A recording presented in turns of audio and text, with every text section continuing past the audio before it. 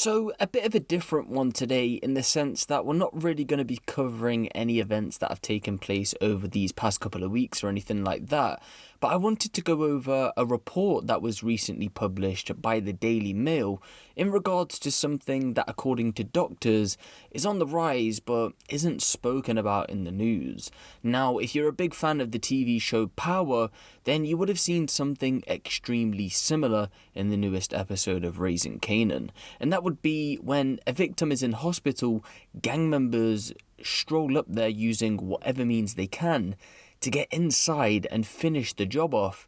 But again, this isn't no TV show, this is something that is actually going down here in the UK. So the article published by the Daily Mail is an account from a junior doctor who speaks of knife crime victims and the initial treatment soon after, something we haven't really gone over on the channel as of yet, and how they themselves have witnessed gang members coming into the hospital to try and kill their victim. So this report reads as follows. Working in a London hospital, you get used to dealing with the after effects of gang fights, but you don't expect to see them. One of the many horrible things you might witness as a junior doctor in the capital, among the worst, must be watching a teenage gang trying to break into the ward you work on, hoping to finish off a victim, punching your colleagues out the way to get to him. Where I work, there's a quote code red every day. That's what we call the arrival of a stabbing victim. The patient is almost always a teenager. We should provide a safe refuge. But just a few weeks into working in a London hospital, I had witnessed 2 stabbings. So this is a first-hand account from a professional doctor saying that in just one London hospital, there's at least 1 stabbing per day. How alarming is that? Because nowadays we only see the fatal stabbings hit the news. But for one person to be stabbed at a minimum per day shows the issue we really have. And again, remember, this is just from one hospital.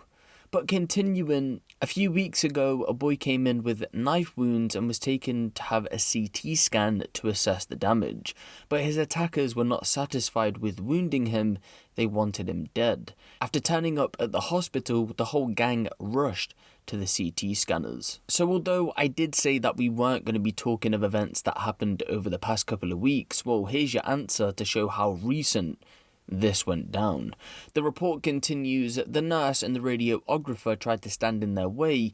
My colleagues tend to be extremely brave, but they were attacked and knocked to the ground. At this point, security arrived, the gang fled, successfully escaping.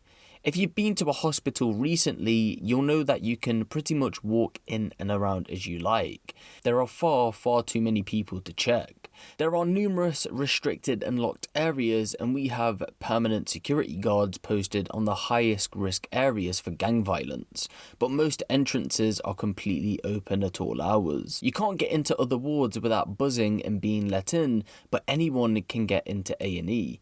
A&E, for anyone who doesn't know, is an abbreviation for accident and emergency. The injured boy came in on a Saturday morning when the hospital was quite empty. Later that day, someone walking on the first floor suddenly heard loud shouting and yelling. One of my friends was working in a ward adjacent to A&E and saw a man run up and start banging on the door, closely followed by a group of young men.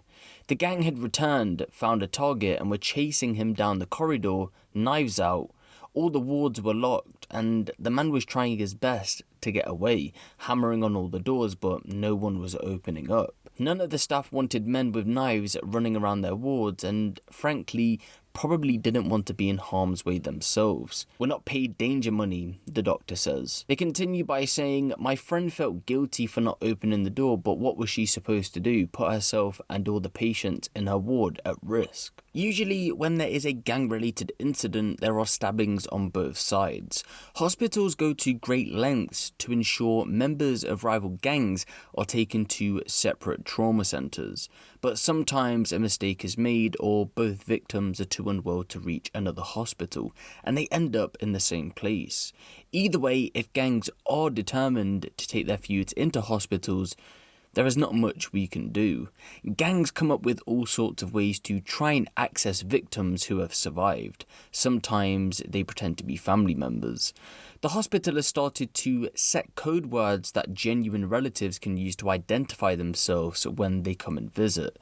But on one occasion, a hostile gang created fake ID badges, something straight out of a Hollywood movie scene. They managed to get hold of their target's location and just called on the intercom. They were buzzed in, and at least a couple got onto the ward. Occasionally, gang members who've been stabbed are personally guarded by police during their admissions. I know of at least one who was discharged straight into witness protection. There was blood all over the floors of the corridor when the gang left that Saturday. Their victim, the man who'd been banging on the doors, was rushed to the intensive care unit. He was at, in terms of treatment quality, one of the best hospitals he could have hoped for. The major trauma team often include ex-military doctors. There will be up to 5 different surgeons working to save one victim simultaneously.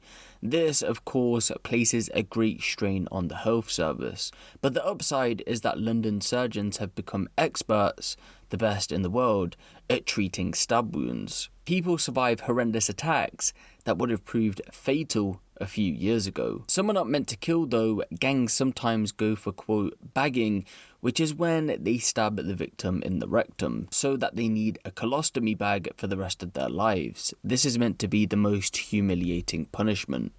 And so, as you can see, a pretty intense account from a junior doctor. If you do wish to read the whole article, by the way, because there is more to this report, including a separate account from when they worked in another hospital, I will leave that linked down in the description below. But again, the doctor does go on to confirm, and I quote, "What feels odd to me is that so many people, including children, are being stabbed in London hospitals, and yet almost no one outside the hospital seems aware of it. Unless someone happens to tip off a reporter like what we're reading today, these incidents seem to get swallowed in the general mass of crime stories and injuries.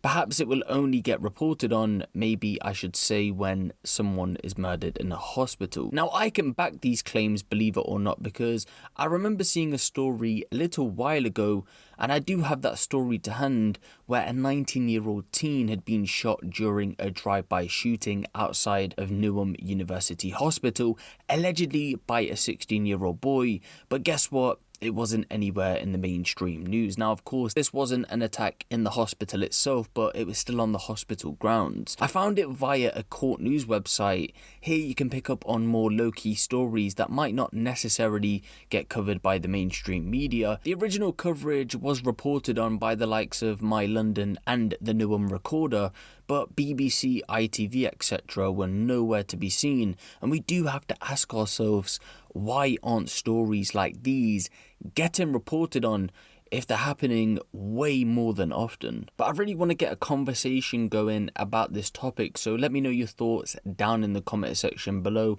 I'm going to be replying to some of you guys. And give the video a like for more crime related content like this, and make sure you hit the subscribe button if you haven't. It's been me, Ape Huncho, and I'll see you in the next one.